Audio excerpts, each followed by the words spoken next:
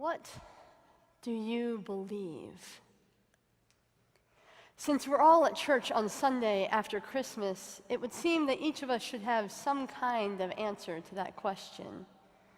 I believe in God, I believe in the incarnation, I believe in making Mom happy by going to church with her. You know, something along those lines. But how often do any of us, including those of us who show up to church week in and week out, really think about the answer to that question? What do you believe? Our first story today centers on two women, one beyond her childbearing years, the other so young she ought not to be thinking of having kids yet. Both have a story of a miraculous pregnancy. Both are asked to believe that their stories are bigger than themselves. You know what happened. Elizabeth, wife of Zechariah, was blameless and righteous before God, but could not conceive a child, as if faithfulness has anything to do with fertility. Then one day, as Zechariah is serving as a priest in the temple, the angel Gabriel comes to him and tells him Elizabeth will bear a son who is to be named John. When Elizabeth is 5 months pregnant, Gabriel appears again with news of another unexpected birth, this time to Elizabeth's cousin Mary, who is to be the mother of Jesus. And these children he announces are by no means ordinary, as if you didn't know that because their birth announcement was made by an angel. John is to be great in the sight of the Lord with the spirit and power of Elijah. And Jesus, well, Jesus will be called the Son of the Most High, and the Lord God will give him the throne of his ancestor David. His reign over the house of Jacob will be forever, and his kingdom there will be no end. Upon hearing this news, Mary sets off to the town where Elizabeth lives. It's not entirely clear why, though I think when you've had a run-in with an angel, you probably want to speak with someone who has an idea of what you're going through. When Elizabeth hears Mary's voice, the child inside her leaps for joy, and Elizabeth bursts into song. Blessed are you among women, and blessed is the fruit of your womb. And then she adds, and blessed is she who believed that there would be a fulfillment of what was spoken to her by the Lord. Neither of these women had reason to believe in the promises made to them.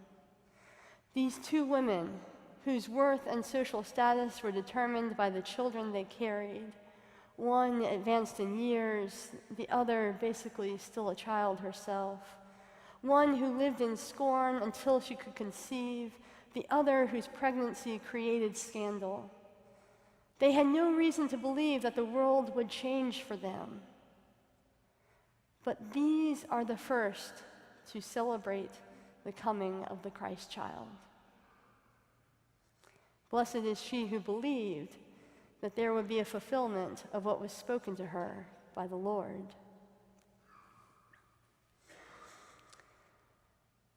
You know, there's a lot to be cynical about in our world. The world's at least 50% terrible, the poet says, and that's a conservative estimate. There's a lot to be cynical about, and I'm not so sure our world is that different from Elizabeth's and Mary's. And yet, for the last 4 weeks, we have been singing Mary's song, a song that proclaims joy in the Lord who shows mercy from generation to generation, who scatters the proud in the thoughts of their hearts, who brings down the powerful from their thrones and lifts up the lowly, who fills the hungry with good things. There's a lot to be cynical about, and the world is at least half terrible.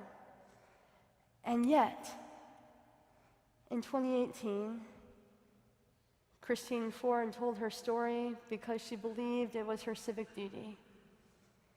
Thousands of mothers clutching their children to their breasts fled violence and persecution because they believe in the America we can still be. More women ran for elected office and won than ever before in history because they believe their voices matter. Emma Gonzalez and the children from Marjory Stoneman Douglas went head-to-head with the NRA because they believe we will end gun violence. Simone Biles set the record for the most world gymnastics title held by anyone, man or woman, because she believes she's just that good, and there are no barriers to her success. We get to choose the posture we will take in this world. We get to choose what we will believe. This Christmas, one New York Times columnist wrote an op-ed titled, "In Praise of Wonder." In it, he reflected, we live less in an age of wonder than we do in an age of fear, anxiety, and anger. The age of the weaponized tweet and the horrific push notification. I don't believe one can die from a lack of wonder, he writes, but I'm certain that a deficit of it will ensure that no one has ever really lived. Anxiety implores us to retreat, wonder to expand. Fear demands we build walls, wonder that we tear them all down. To put wonder at the center of our personal and political lives is not denialism, but a rebellion against the life-denying strictures of the present. To wonder is an act of resistance, an act of love. Wonder requires belief that we can break through the barriers that confine us. Wonder causes us to follow a star and kneel at a manger. Wonder is bursting into song, even when it may seem you have nothing to sing about. If living in an age of cynicism and anxiety means that we are not really living, then I want to choose wonder instead. I want to be as Mary and Elizabeth, with the courage to believe that God will keep God's promises. And so I have been reflecting on what I really believe this Christmas. I believe that if the world is half terrible, then it's at least half wonderful, half wonder-filled, too. I believe God who created the universe has not abandoned us. I believe I must eat black-eyed peas and greens on New Year's Day or the unimaginable will occur.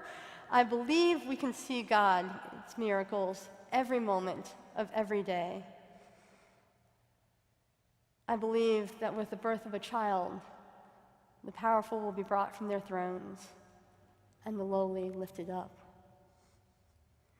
Blessed is she who believed that there would be a fulfillment of what was spoken to her by the Lord. So, what do you believe? Amen.